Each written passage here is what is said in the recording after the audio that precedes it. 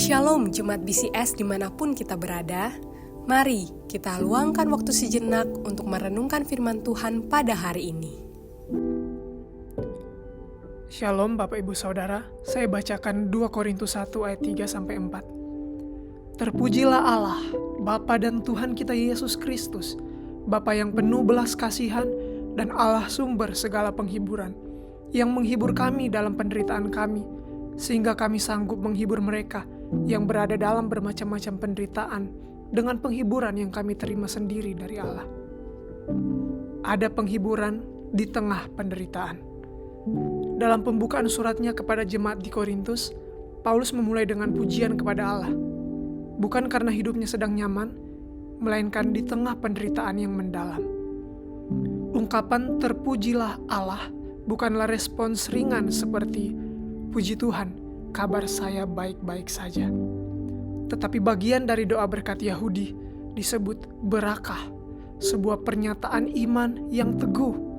Melalui doa berkat ini, Paulus menegaskan bahwa penderitaan bukan tanda kegagalan, melainkan tempat di mana kasih dan penghiburan Allah dinyatakan secara nyata. Kristus tidak hanya menyelamatkan kita, tetapi juga menyertai kita dalam luka dan air mata. Kristus bukan hanya Allah saat kita berada di puncak keberhasilan, tetapi juga sahabat yang setia di lembah penderitaan.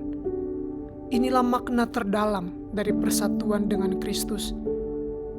Kita tidak hanya mengambil bagian dalam kemuliaannya, tapi juga dipanggil berjalan bersamanya dalam penderitaan karena iman. Dan justru di sanalah kita mengalami penghiburan ilahi yang sejati.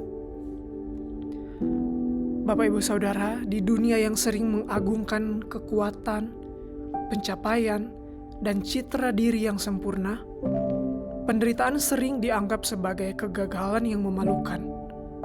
Namun melalui firman Tuhan, kita diingatkan bahwa justru di tengah penderitaan, Tuhan hadir, bukan untuk menyalahkan, tetapi untuk menghibur dan menguatkan. Penderitaan karena kesetiaan kepada Kristus bukanlah beban atau aib yang harus disembunyikan, melainkan ruang di mana kasih dan kuasa Allah dinyatakan. Penghiburan yang Tuhan beri bukan sekedar pelipur lara, melainkan kekuatan untuk tetap berdiri, tetap setia, dan bahkan seperti Paulus, menguatkan orang lain. Jika hari ini engkau sedang terluka atau bergumul dalam tekanan hidup, jangan menyerah. Ingatlah, ada penghiburan ilahi yang nyata di dalam penderitaan. Dan melalui luka-lukamu, orang lain bisa melihat bahwa harapan di dalam Kristus tidak pernah mati. Mari kita berdoa.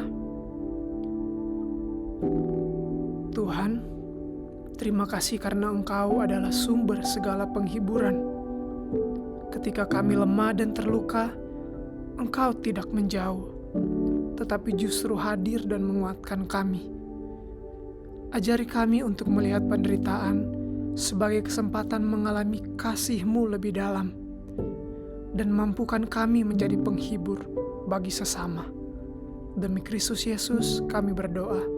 Amin. Demikian renungan harian kita pada hari ini. Mari kita terus rindu menjadi murid Kristus bersama keluarga Allah. Tuhan Yesus memberkati.